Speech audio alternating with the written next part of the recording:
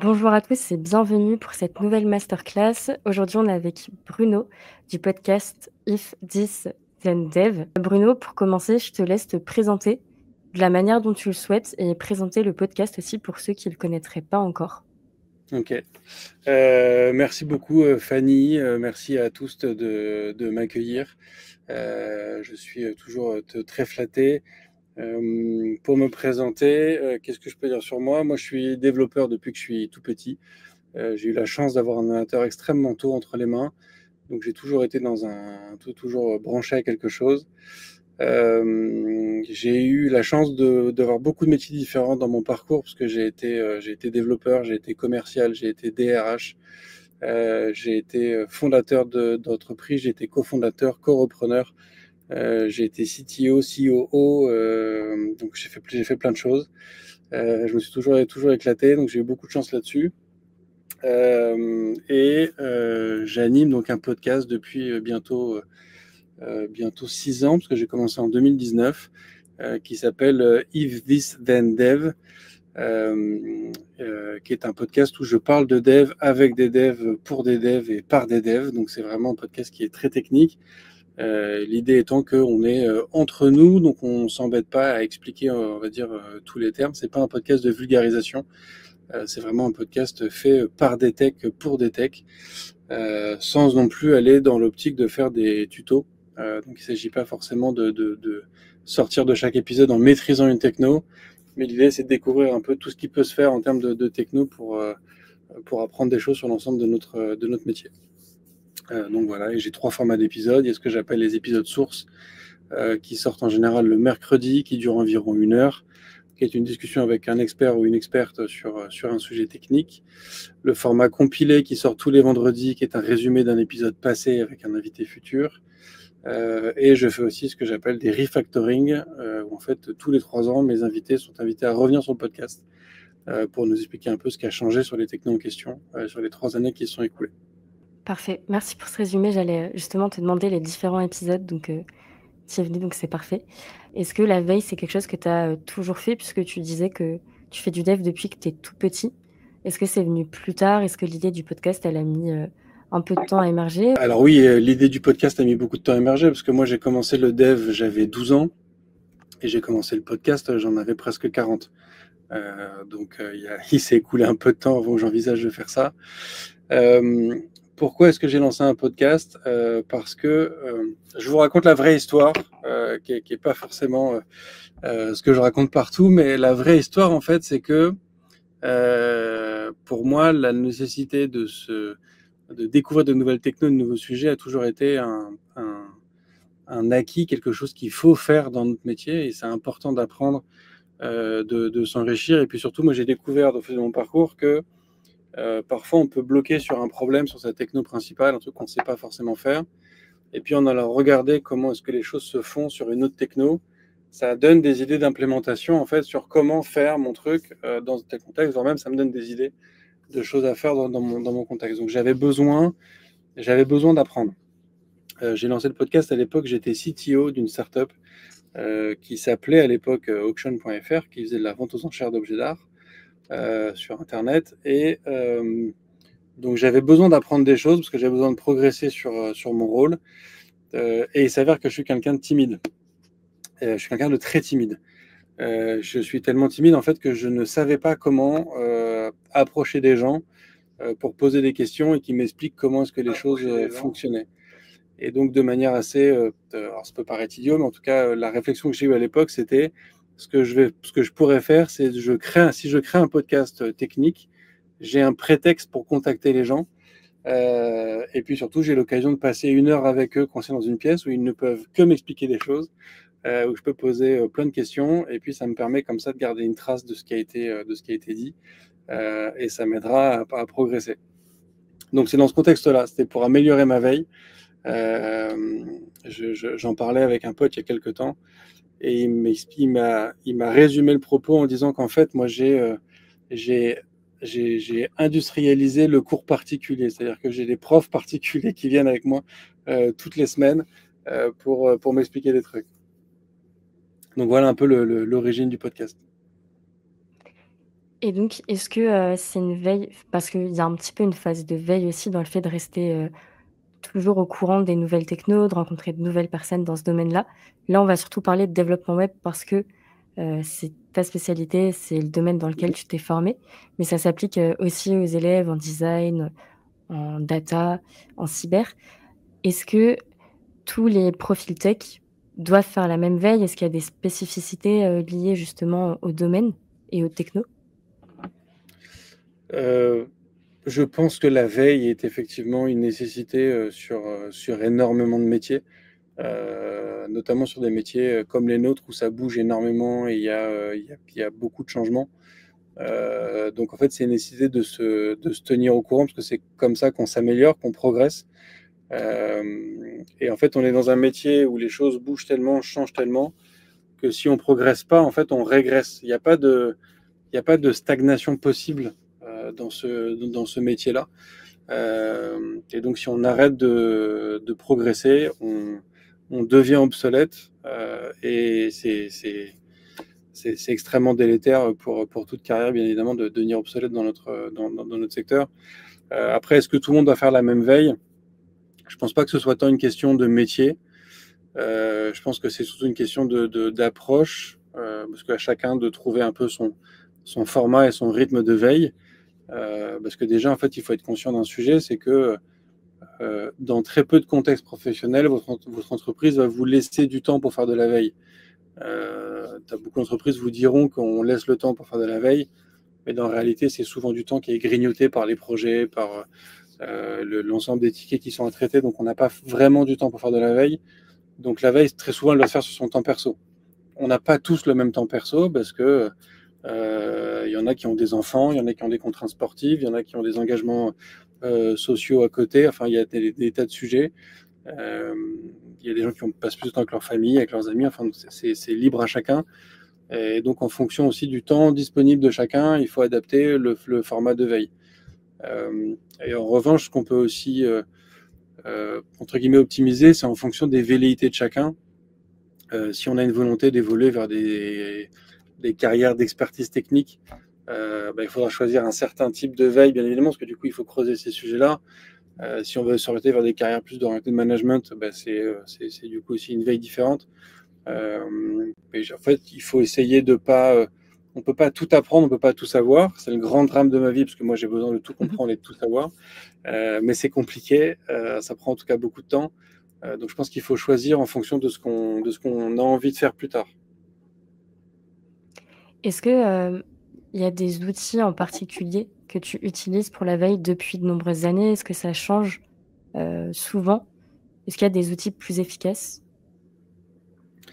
Là, je pense que c'est une question qui est très personnelle en fait, parce que moi, par exemple, j'utilise beaucoup les flux RSS qui me permettent du coup d'agréger beaucoup de flux d'informations divers et variés à un seul endroit que j'essaie de consulter de manière quotidienne. Mais c'est pas forcément ce qui va plaire à tout le monde. Je sais que YouTube est aussi un excellent vecteur de transmission de savoir. TikTok, à sa manière, l'est aussi. Euh, les podcasts, c'est aussi un excellent moyen d'apprendre en écoutant des podcasts pendant ses transports ou pendant sa séance de sport ou pendant sa séance de ménage, que sais-je. Euh, donc il y a beaucoup de moyens de le faire. Moi, ce qui fonctionne très bien pour moi, il y a effectivement les flux RSS. C'est quelque chose que les flux RSS, moi, c'est quelque chose que je suis depuis. Ça va faire 20 ans que j'ai des flux RSS. Donc ça fait un petit moment que je suis ça de manière assez intensive. Ce qui marche beaucoup aussi pour moi, c'est que j'ai ce besoin de tout comprendre et de tout savoir. Et donc, je me pose souvent la question de comment ça marche. Et donc, j'essaie de décortiquer en faisant énormément de recherches sur des sujets parfois très spécifiques. Donc, c'est vraiment euh, cette approche de se dire j'ai envie de comprendre un sujet et je vais faire un deep dive et je vais aller creuser le sujet autant que possible. Et parfois, ça se termine, on va dire, par un est-ce que je serais capable de le refaire? Et donc, est-ce que je peux essayer à plus petite échelle, bien évidemment, parce que quand je me demande comment est-ce qu'un Facebook fonctionne, par exemple, ou comment est-ce qu'un Airbnb fonctionne, l'idée pour moi, c'est pas d'aller recréer Airbnb, mais c'est sur des environnements techniques à plus petite échelle, de comment est-ce qu'on pourrait gérer telle ou telle problématique dans des environnements que je connais. Donc, ça passe, en ce qui me concerne, ça passe souvent par la mise en application à un moment, de tester les choses et de jouer un peu avec les technos. On a Zizou qui nous dit que Discord est pas mal aussi pour la veille. Il y a pas mal d'émissions justement, de Exactement. veille Ouais. hebdomadaires, donc très bonne reco. Et on a quelqu'un sur LinkedIn qui nous dit: «Ça existe encore les flux RSS». Et oui, Absolument. ça existe encore les flux RSS. Alors effectivement, RSS Reader de Google a été arrêté dans les années 2010, je crois, entre 2010 et 2015, je crois, de souvenir. Mais il y a beaucoup de softs qui se sont créés pour essayer de suppléer à ça. Donc non, les flux RSS, ça existe toujours et ça marche encore. Notamment, il y a pas mal d'outils d'automatisation, je crois. Je sais pas si tu en utilises, Bruno, pour, aller justement, attraper les infos avec le flux RSS de certains, journaux et cetera et les mettre directement sur un tableau de bord pour la veille. Ça Mhm. peut être assez pratique et faire gagner du temps, si vous en avez peu.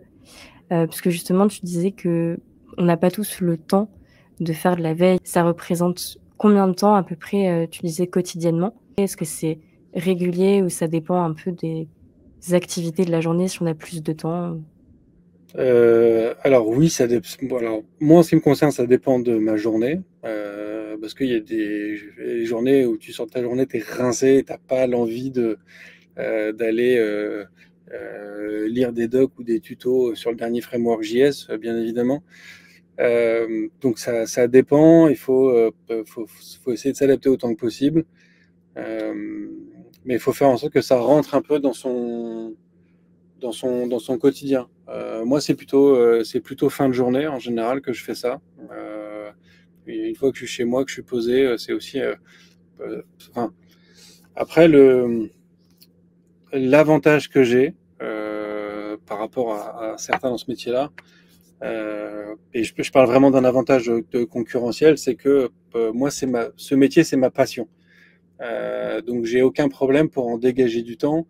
J'ai la chance d'avoir une compagne et des enfants qui le comprennent et qui vivent avec ça et qui m'aident là-dessus. Donc, ça me permet de dégager du temps quand j'en ai besoin, quand j'en ai envie ou quand il faut pour faire des choses. Mais donc, enfin, je suis conscient que c'est pas applicable à tout le monde. Donc, c'est pour ça que c'est vraiment à chacun de trouver son rythme, parce que il y en a certains, ce sera peut-être plutôt le samedi matin, plutôt le dimanche soir. D'autres, ça peut être tous les jours. Enfin, c'est vraiment à chacun d'essayer de mener sa barque là-dessus. Comme c'est fait sur le temps perso, ça implique effectivement des choix qui doivent être faits à un moment. On a, justement un alumni qui nous dit, «Dans la boîte où j'ai fait mon alternance, une demi-journée par semaine sur le temps de travail était dédiée à la veille». Justement, comme c'est pas le cas de toutes les entreprises, c'est bien aussi de prendre l'initiative de dégager du temps quand on le peut, bien sûr, pour faire la Ouais. veille, sur son temps perso. Est-ce qu'il vaut mieux privilégier justement peu de sources pour aller vite et que la veille soit la plus efficace possible ou au contraire aller voir un peu partout ce qui se passe? Euh, je sais pas s'il faudrait se limiter sur en termes de sources.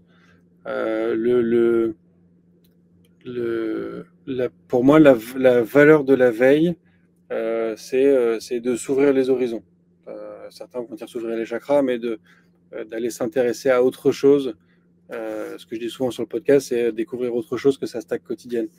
Parce qu'en fait, euh, enfin, mine de rien, sur votre stack quotidienne, quelle qu'elle soit, que ce soit du Java, du Node, du PHP ou que sais-je, en fait, vous pouvez progresser grâce aux personnes expertes au sein de l'entreprise sur cette techno-là. Ce qui va vous distinguer de la masse, c'est votre capacité à aller chercher des éléments d'information et de savoir ailleurs. Euh, Steve Jobs, que vous connaissez, j'imagine au moins de nom, a un excellent discours qu'il fait, je crois que c'est à Stanford ou à MIT, je crois que c'est Stanford. Il y a très longtemps, il a fait le commencement speech, donc c'est ce discours qui est fait en fin de promo, en fin de parcours à tous les élèves qui se diplôment, qui obtiennent leur diplôme. Il fait un discours qui s'appelle Connecting the Dots. Donc il parle de trois choses qui se sont passées dans la vie, dans sa vie, qui, mis de manière prise isolée, en fait, n'ont assez peu d'intérêt, de cohérence. et autres, mais sa capacité en fait à relier ces 3 points après derrière lui ont permis de créer le Mac et de créer tout ce qui s'est suivi derrière. Donc pour moi, c'est vraiment aller réussir à chercher d'autres choses. Euh, Par exemple, moi, il y a un truc que j'ai découvert, que j'ai pas encore réussi à utiliser dans le monde de la tech, mais je n'attends que ça, le moment où j'aurai cette épiphanie. Grâce à mon podcast, par exemple, j'ai pu m'intéresser au développement dans le monde du jeu vidéo.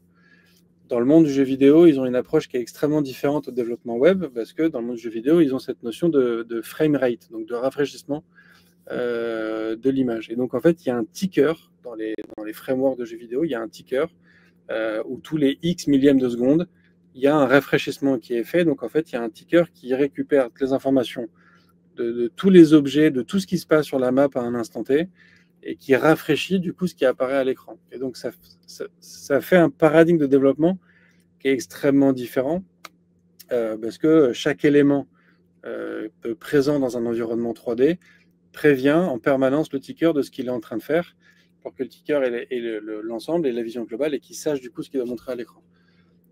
Bah, ça, je trouve que c'est une conception du dev, c'est un paradigme de développement qui est complètement différent de ce que moi j'ai l'habitude de faire dans le web ou dans le mobile ou même dans des notions agentiques aujourd'hui. Euh, J'espère en tout cas que ça me servira un jour. Je ne sais pas encore quand, je ne sais pas encore comment. Euh, mais voilà, c'est l'idée d'aller découvrir des trucs sur comment ça se fait ailleurs, parce qu'un jour ça servira en se disant bah tiens en fait j'avais vu que dans tel endroit ils font ça comme ci comme ça. Et donc c'est cette recherche de solutions. Notre métier c'est avant tout de trouver des solutions. Et donc il faut aller voir quelles sont les solutions qui ont été imaginées ailleurs pour faire des choses. D'où l'idée aussi de rencontrer d'autres professionnels qui ont une façon de travailler qui peut être Exactement. différente ou Complètement. des technos différentes. Ce que tu fais aussi dans le podcast, ça, est-ce que c'est quelque chose qu'on peut mettre en place justement quand on travaille dans un secteur ou c'est mieux d'aller écouter des gens qui le font entre guillemets à notre place, donc plutôt d'aller écouter des podcasts de rencontres euh, de devs, de designers, etc. Est-ce que c'est facile en fait de rencontrer ces personnes-là dans la vraie vie et d'avoir un échange constructif? Alors moi, ce que j'ai découvert, c'est que créer un podcast, c'est au final assez facile, et recevoir des gens sur le podcast, c'est au final très facile parce que les gens sont toujours ravis de venir te raconter des trucs. Donc ça, c'est au final assez facile. Je pense que globalement, on est quand même dans un écosystème où les gens sont ravis de partager. On fait quand même un métier qui passe beaucoup par cette notion ouais, d'apprentissage et de transmission. Donc je pense que les gens peuvent être facilement disponibles. En fait, c'est toujours je pense que ce qui joue, c'est la dynamique de l'approche qu'on a envers les gens. Mais je pense qu'en s'inscrivant à des meet-up, par exemple, c'est un très bon moyen aussi de rencontrer des gens sur des technos ou des sujets très, très variés.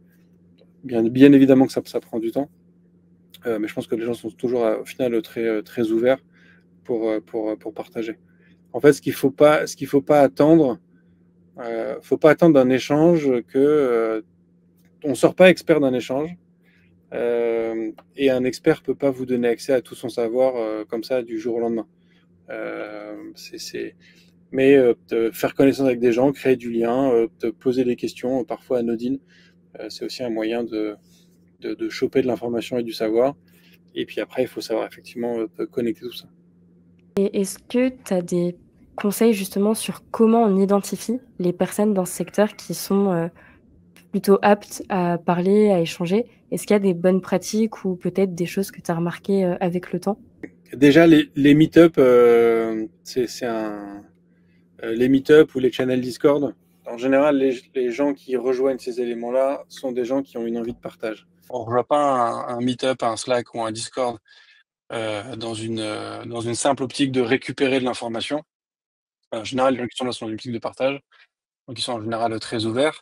Et quel que soit votre niveau d'expertise, même quelqu'un de très junior a toujours quelque chose à apporter, parce que c'est aussi ça l'intérêt des juniors, c'est que les gens qui sont plus jeunes vont sortir d'école et donc ils ont un regard en général assez frais sur les choses. Ils sont moins pollués par des anciennes manières de faire les choses, donc ils apportent aussi quelque chose de nouveau. Les profils de reconversion, à mon sens, apportent aussi encore plus parce qu'ils ont une expérience passée sur un autre métier. Donc ça, c'est toujours hyper enrichissant. Donc il y a toujours un moyen de contribuer à quelque chose de la manière qu'il n'y a pas besoin d'être un expert ou une experte avec 15 ans d'expérience pour contribuer à des projets open source. Même quelqu'un de junior peut aller le faire parce qu'on a tous quelque chose à apporter à cet écosystème. Donc du moment qu'on le fait dans une démarche très ouverte de partage, les échanges se passent toujours extrêmement bien. On a, des questions des élèves également. Tu disais justement quand on sort d'école, on n'a pas autant, de bagages, autant d'infos et on est peut-être moins pollué, donc plus apte à recevoir des infos, à faire de la veille, à être proactif. Mais comment justement, en tant que junior, on met en avant la veille quotidienne qu'on fait et l'intérêt qu'on peut porter, justement au domaine dans lequel on se forme? Euh, Alors, si c'est juste de la veille au sens s'informer, écouter des podcasts et autres, c'est difficile de le mettre réellement en avant sur un aspect de promotion de carrière. Un moyen de mettre ça en avant, ce serait peut-être de partager régulièrement sur LinkedIn des articles, des podcasts qui ont été intéressants. C'est un moyen de montrer un peu cette activité qu'on a, mais encore faut-il que des gens prennent l'effort d'aller le consulter.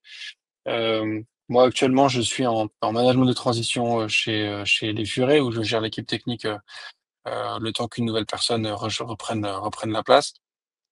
Il y a une personne qui fait énormément de veille et qui anime en fait tout un channel Slack de veille et qui fait en sorte qui a pris à sa charge d'organiser des BBL au sein de l'entreprise, donc qui met quand même énormément du coup en avant cette capacité à faire de la veille. Euh, Moi, un conseil que je pourrais te donner aussi, c'est que moi, de mon point de vue, la veille, elle est intéressante quand elle permet de l'appliquer d'une manière ou d'une autre.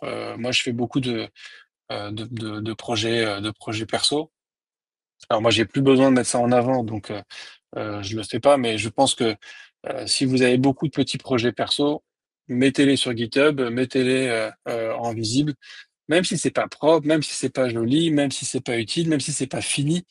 Le fait de montrer qu'il y a une activité régulière en fait sur son GitHub perso, c'est aussi un moyen de montrer que vous avez une activité continue de progression et d'avancement sur ces sujets-là. Merci pour la réponse qui, je pense, intéressera, les élèves. Hem, Autre question, on n'en a pas encore trop parlé. On parle beaucoup de veille, de podcasts, de journaux, de médias, en ligne, mais il y a aussi, d'autres outils dont on n'a pas parlé, dont, ChatGPT, qui Ouais. maintenant est très utilisé pour la veille. On a, Gnos qui nous demande, si tu as un avis justement sur la veille avec ChatGPT?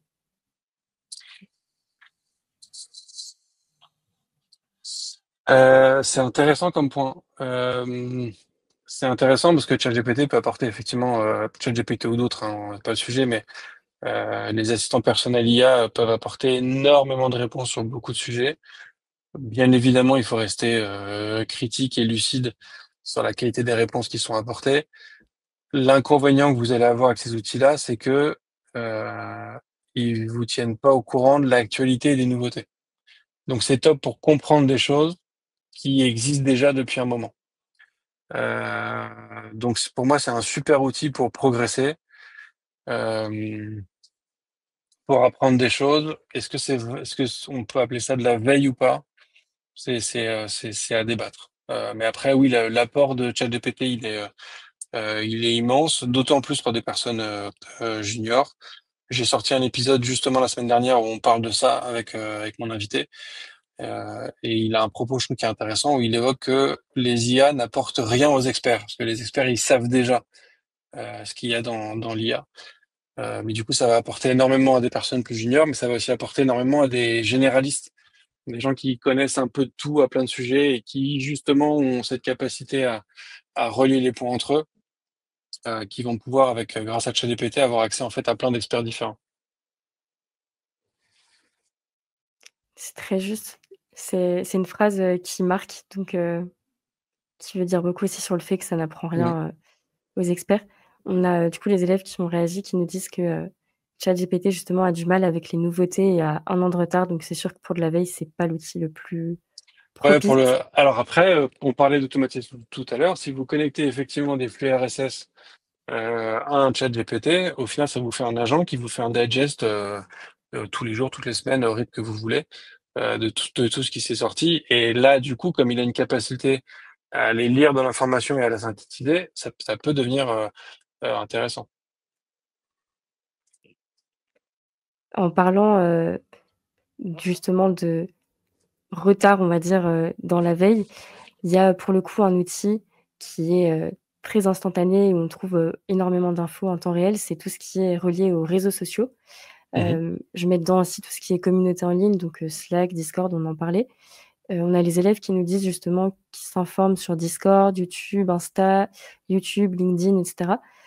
Est-ce que, toi, c'est une partie de ta veille, les réseaux sociaux? Quelle part ça prend dans ta veille?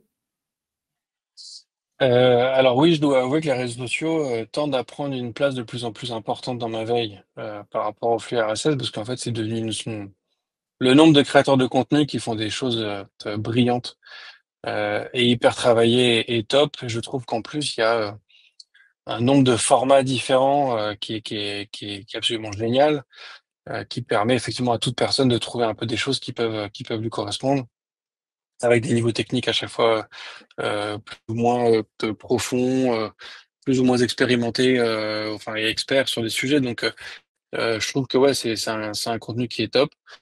Moi aujourd'hui, ma source principale de veille, technique au-delà des flux RSS, ça va être, TikTok, en 1re position, enfin en 2e position du coup après les flux RSS, et devant YouTube. OK. Après, j'imagine qu'il faut avoir un bon algorithme aussi. Enfin, l'avantage de TikTok, c'est qu'on peut vraiment le personnaliser et le construire. Donc, une fois qu'on a beaucoup de Exactement, veille ouais, dans son c'est algorithme, c'est sans fin. exactement. Ça s'entraîne, il suffit de suivre les bonnes personnes et puis, petit à petit, et ça permet d'apprendre effectivement plein de choses. On a Romain qui nous demande: «Est-ce qu'on a des recommandations de serveurs Discord propices à la veille technologique?» Et si on n'en a pas un en particulier, peut-être des conseils justement pour trouver les bons serveurs? Alors moi, j'utilise pas du tout Discord, dans mon quotidien donc je serais mal placé pour en recommander. Il faut chercher en fait ce qui se dit, sur les si vous êtes déjà sur Discord, j'imagine que dans les channels et dans les serveurs où vous êtes, il y a des gens qui peuvent en recommander qui sont aussi, pertinents. En fait, en général, les meilleures recommandations, elles viennent du réseau en tant que tel. Moi, je trouve que les meilleures recommandations de podcasts, elles viennent d'autres podcasts. Les meilleures recommandations de contenu TikTok viennent d'autres contenus TikTok. Enfin, Mmh. j'ai du mal à les trouver ailleurs, des recommandations sur un autre canal. On a Zizou qui nous dit justement: «En Mmh. général, les influenceurs, youtubeurs tech ont un serveur, dédié». Ce qui permet après justement peut-être de trouver d'autres serveurs et c'est après une boucle infinie, Exactement, ouais. comme tu le disais Bruno. Bah, par exemple, moi j'ai un serveur Discord, pour le podcast FTTD, qui est extrêmement peu actif parce qu'en fait, comme moi j'utilise très peu Discord, j'ai pas le réflexe de l'utiliser, Mmh. et donc je crois qu'il y a 250 personnes dessus, 200 entre 200 et 300 on va dire, peut-être plus d'ailleurs maintenant, mais comme j'utilise pas, le truc est très peu actif. Donc je pourrais vous inviter à rejoindre le Discord de d'IFTTT, mais ça sera à part, savoir ce qui se dit sur le podcast, ça vous apportera pas grand-chose, je crois. Ça fait déjà des rappels quand il y a un nouvel épisode. Voilà, C'est déjà exactement ça. et après si vous voulez aller sur le serveur Discord d'IFTTT, pour justement le booster, le dynamiser, et y mettre des choses avec, grand plaisir parce que, mais c'est quelque chose que moi j'ai pas le réflexe de faire. Ça représente déjà énormément de travail, je pense, le podcast, Mmh. donc on comprend tous. Justement, comment tu sélectionnes pour les épisodes? On a parlé tout à l'heure de trouver des profils intéressants et cetera, mais est-ce qu'il y a un aspect aussi actualité où tu vas essayer de enfin, c'est une question sans être une question parce que oui, il y a toujours un aspect actualité et tu vas essayer d'aborder des sujets, dont on parle en ce moment, qui sont, actuels et qui font du sens. On va pas parler par exemple de ChatGPT dans un épisode, dans 3 ans. C'est aujourd'hui entre guillemets qu'il faut en parler et peut-être aussi, démystifier des choses.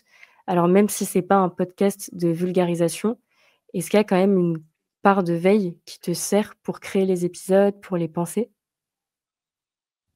Alors oui, effectivement, il y a une notion d'actualité. Alors j'essaye malgré tout de pas avoir d'épisode ancré dans le temps, parce que le problème d'un épisode, d'un contenu qui est ancré dans le temps, c'est qu'une fois que le temps est passé, le contenu n'a plus d'intérêt.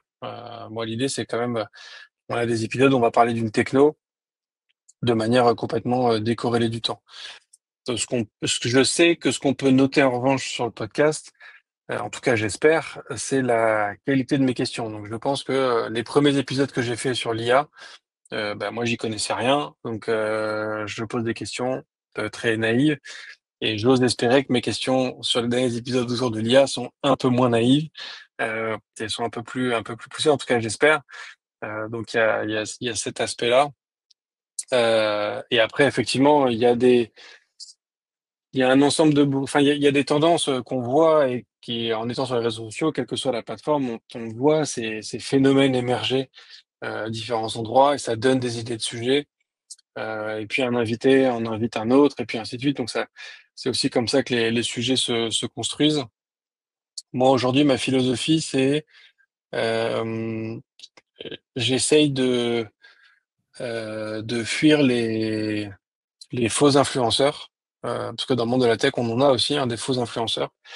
Et l'avantage, c'est que maintenant, on a un moyen assez simple de les spotter. Vous allez sur LinkedIn. Parce qu'aujourd'hui, les faux influenceurs, ils vont surtout parler d'IA. Ils vont vous parler de ChatGPT, ils vont faire des collections de prompts et autres. Il y en a qui vont être quand même très bons, mais un bon moyen de spotter les faux influenceurs, c'est vous regardez quelles étaient leurs expertises il y a 3 ans. Et en général, les experts d'IA, les faux experts d'IA d'aujourd'hui, il y a 3 ans, ils étaient experts en blockchain. Et puis 3 ans avant, ils étaient experts sur encore autre chose, j'imagine. Mais c'est un moyen simple de spotter les gens sur effectivement le fait qu'ils suivent simplement les tendances sans forcément les faire évoluer.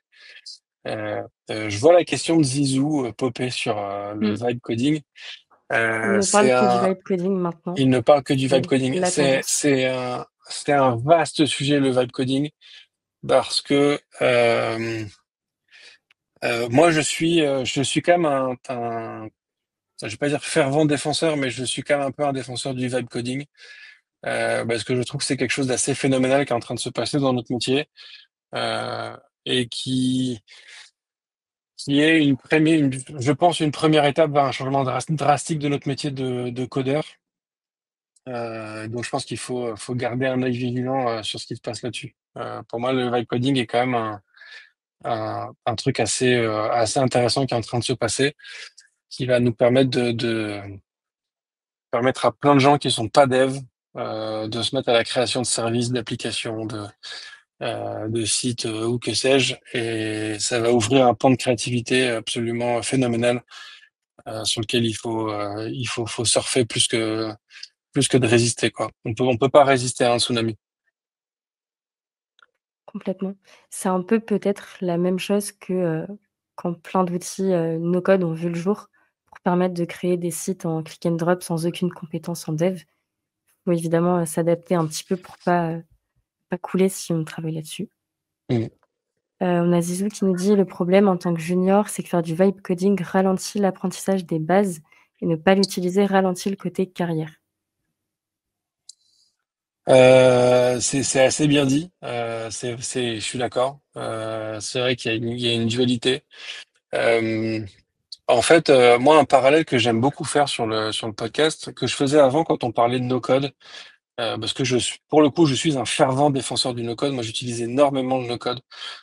C'est notamment ce qui me permet de produire mon podcast de manière quasiment sans effort. Une analogie que je faisais souvent, c'est que allez, on va dire, il y a 30 ans, si vous vouliez montrer un film au monde entier, bah, il fallait des scénaristes, des acteurs, des actrices, fallait des ingénieurs son, fallait des caméramans, fallait du matériel extrêmement cher, fallait des monteurs, fallait des diffuseurs, fallait des salles de cinéma, fallait tout un dispositif marketing et promotionnel hyper important. Et il y a 30 ans, pour montrer un film au monde entier, c'était un projet de plusieurs années qui demandait 100 personnes. Aujourd'hui, tu sors ton téléphone, tu appuies sur un bouton et tu peux avoir un film visible du monde entier. Ça veut pas dire qu'on a arrêté de faire du cinéma à l'ancienne. Et ça veut pas dire que ce qui est fait sur YouTube, c'est que de la merde. On voit des courts-métrages et des longs-métrages sur YouTube qui sont impressionnants en termes de qualité, qu'elles soient techniques, scénaristiques, ce que tu veux, qui sont faits avec des moyens dérisoires par rapport aux moyens que peut utiliser un Tom Cruise, par exemple, pour faire le dernier Mission Impossible. Mais Tom Cruise continue à faire des missions impossibles pour autant. Donc, on continue à faire du cinéma, on va dire, à l'ancienne, même si ça permet à des gens comme Tom Cruise de faire des trucs qu'il y a 30 ans était impensable de faire au cinéma. Parce qu'en fait, en faisant baisser cette barrière à l'entrée, on permet à des gens qui n'ont pas accès à tous ces moyens-là de faire des trucs géniaux. Et on permet à des gens qui ont déjà accès à beaucoup de moyens de faire des trucs encore plus dingues qui permettront de faire baisser encore la barrière à l'entrée petit à petit. Donc, ce que fait aujourd'hui Tom Cruise sur Mission Impossible, je crois qu'il en est au 8 ou au 9, je sais plus combien. Dans 30 ans, on verra des gens sur YouTube ou la succession de YouTube tout seul faire des choses aussi impressionnantes. Donc euh, donc le vibe coding ralentit effectivement un peu l'apprentissage, mais de la même manière que euh, la création artistique sur la création d'un film, bah, t'es influencé par tous les films que tu vas consommer, même si tu les fais uniquement avec ton téléphone. Je pense que c'est pareil dans le dev. En fait, tu peux aller te renseigner sur comment est-ce que d'autres personnes vont dev. Tu peux te renseigner sur des projets open source qui sont disponibles et voir plein de trucs et progresser aussi par ce biais-là et trouver tes influences en dev tout en faisant du vibe coding. Complètement. Ça rejoint un petit peu le discours de Casey Neistat. Je sais pas si tu le connais, Bruno, c'est Très bien. un Ouais. vidéaste qui justement disait, on lui demande souvent, puisque lui il a commencé vraiment avec son téléphone, même un caméscope je crois à l'époque, parce qu'il n'y Mhm. avait pas de téléphone aussi défini, et qui disait, mais en fait si tu veux faire des films, prends quelque chose qui filme et commence à filmer. Et il y Mhm. a pas, aujourd'hui avec les Exactement. avancées technologiques, on n'a plus vraiment cette excuse. Euh, donc c'est sûr qu'il faut connaître les bases, mais commencer aussi d'une certaine façon apprendra des choses qu'on n'apprendrait pas d'une autre manière. Par exemple, faire du vibe coding, ça va permettre de mieux appréhender l'IA, de mieux relire le code, etc. Chose qu'on faisait peut-être pas il y a 10 ans. Donc, faut s'adapter aussi. En fait, ce qu'il faut garder en tête sur le vibe coding, qui est une forme de veille, hein, je pense qu'effectivement on peut le dire parce que c'est aussi un moyen d'apprendre, c'est que le vibe coding c'est quelque chose qui est très nouveau. Les gens ont commencé à en faire on va dire il y a max 1 an. Donc c'est quand même très frais, donc c'est encore complètement déstructuré. Le fait que nous, devs, on le regarde d'un mauvais œil, c'est assez symptomatique de notre industrie. J'ai vu il y a quelque temps une conférence dont je parle souvent par David Brett, je crois, quelque chose comme ça.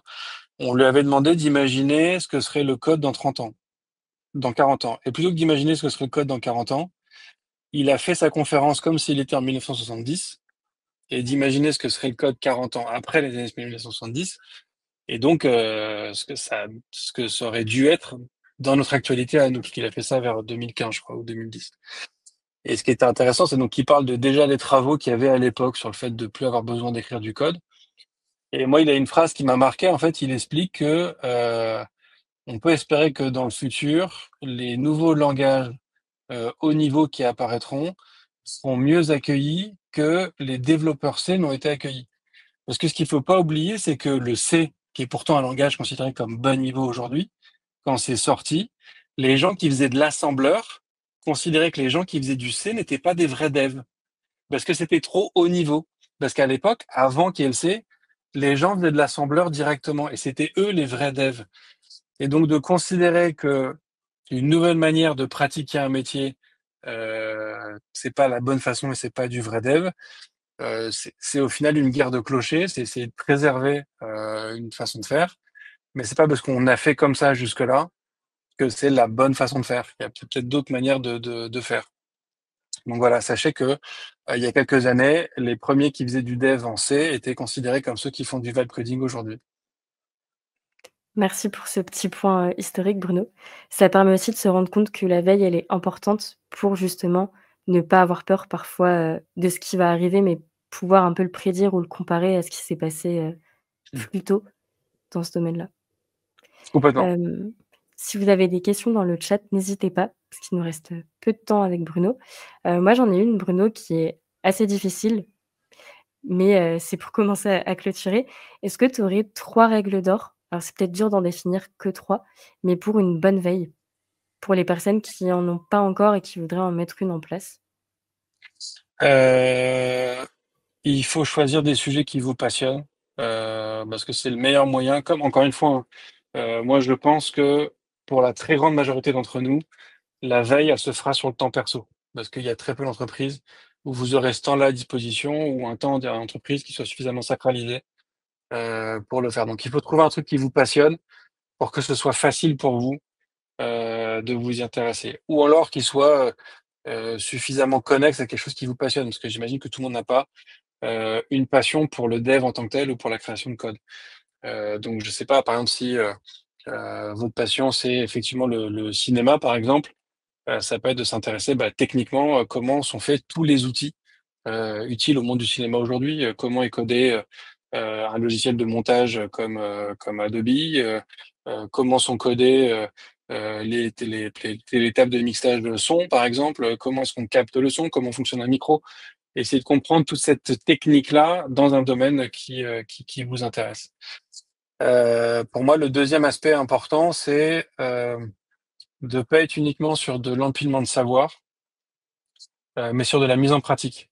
Donc, il faut essayer, dans ce temps de veille, de s'appliquer parfois tiens, je vais essayer de coder un truc, je vais essayer de refaire un truc qui existe déjà. Peut-être que ça va me prendre 1 heure, peut-être que ça va me prendre 6 mois, je sais pas, mais appliquer en fait des choses concrètement et comme on l'a dit tout à l'heure, peut-être même potentiellement aussi le diffuser. Euh, et pour moi, le troisième point, c'est de savoir débrancher. Euh, euh, en fait, s'il y en a qui connaissent mon podcast, déjà, ils ont peut-être vu il y a quelques années, j'avais fait une série spéciale sur est-ce que le dev est un métier d'artisan ou un métier d'artiste? Pour moi, le dev, c'est un métier d'artiste. Parce je trouve qu'on a un côté hyper inspirationnel dans notre métier. Je pense que quel que soit vos nombres de mois ou d'années d'expérience dans ce métier-là, vous avez tous connu ces périodes, tous et toutes connu ces périodes où on dev un truc pendant quelques heures et c'est de la merde, ça marche pas, c'est pas, on sent que il y a de la friction, il y a quelque chose qui va pas, quoi. On produit un truc qui peut-être fonctionne mais qui est pas ouf. Et puis un jour, on sait pas trop comment, on sait pas trop d'où, mais il y a une espèce d'épiphanie. On se dit, ah, mais putain, en fait, c'est comme ça qu'il faut que je fasse mon implémentation. Et là, on part dans une espèce de folie créatrice où le temps n'a plus d'importance, où le temps n'existe plus. Il y a une espèce de frénésie à aller taper un truc et ça marche. Parfois, ça marche pas, mais parfois, ça marche. Mais il y a ce côté un peu très inspirationnel. Et l'inspiration, ça se cultive, c'est le but de la veille. Ça se travaille, c'est-à-dire qu'il faut réussir à s'astreindre, à effectivement à prendre du temps pour. Mais l'inspiration, ça se repose aussi. Parfois, pour être inspiré, il faut déconnecter, faut passer à autre chose, euh, faut se reposer l'esprit parce que au final, on fait un métier qui est beaucoup dans notre tête. Et donc il faut préserver ça et ça veut dire parfois savoir prendre des vacances. Par exemple, moi, pour vous donner un ordre d'idée, j'écoutais pendant un mois, j'écoutais énormément de podcasts. Alors aussi parce que j'en faisais un, mais alors, je m'écoute pas, hein, je vous rassure, mais j'écoutais énormément de podcasts. Et puis en fait, au bout d'un mois, j'avais plus besoin d'écouter mes podcasts, donc j'ai commencé à écouter mes podcasts en fois 1,2, puis 1,5, et puis je me suis retrouvé après à les écouter en fois 2, et puis je les écoutais dans le transport, je les écoutais en mangeant, je les écoutais en faisant le ménage, je les écoutais en faisant le sport, en prenant ma douche. Et en fait, un jour, j'ai réalisé que j'étais en permanence en train d'écouter des gens m'expliquer des trucs et que je n'avais aucun temps de pause. Et je me suis pris 3 mois où j'ai écouté aucun podcast, alors que je continue à animer le mien. Mais pendant 3 mois, j'ai écouté aucun podcast. Je me suis remis à écouter de la musique. Quand j'allais faire du sport, quand je faisais le sport, j'écoutais à nouveau de la musique. Et ça m'a fait extrêmement bien. Et j'ai réintroduit les podcasts, doucement mais sûrement, dans ma routine. Mais voilà, parfois, faut s'arrêter pour laisser les choses un peu décanter et se poser et plus être dans un empilement frénétique d'informations. Complètement. Et c'est important de le rappeler, surtout pour de la veille où justement on pourrait avoir peur de manquer une info capitale Mmh. ou d'arriver, après, une nouvelle extrêmement importante et de pas raccrocher les wagons. Si on fait de la veille régulièrement, a priori, on va pas louper une info, en Exactement, quelques ouais, jours ou quelques semaines. exactement. Bruno, je sais pas si tu as un petit mot de la fin aussi, pour tous ceux qui nous regardent? Trouvez le médium qui vous intéresse, aucune obligation d'écouter mon podcast, même si je vous y invite forcément. Mais comme je disais tout à l'heure, c'est une nécessité dans beaucoup de métiers tech. Si on ne progresse pas, on devient obsolète. Et donc, trouvez votre rythme, trouvez votre médium pour le faire. Il y a pas one silver bullet, il y a pas un one size fits all. Tous les gens qui vous disent faut faire comme ça, c'est pas vrai. De trouver votre truc, mais il faut aussi savoir s'y astreindre pour le faire. Merci beaucoup Bruno, en tout cas, pour tous ces conseils Merci à sur vous. comment faire de la veille. N'hésitez pas du coup à aller écouter le podcast If This Then Dev, si vous êtes dans le dev et si vous êtes dans d'autres domaines. On a déjà fait, des mises en avant d'autres podcasts, on pourra vous les renvoyer sur Discord ou Slack pour compléter votre veille.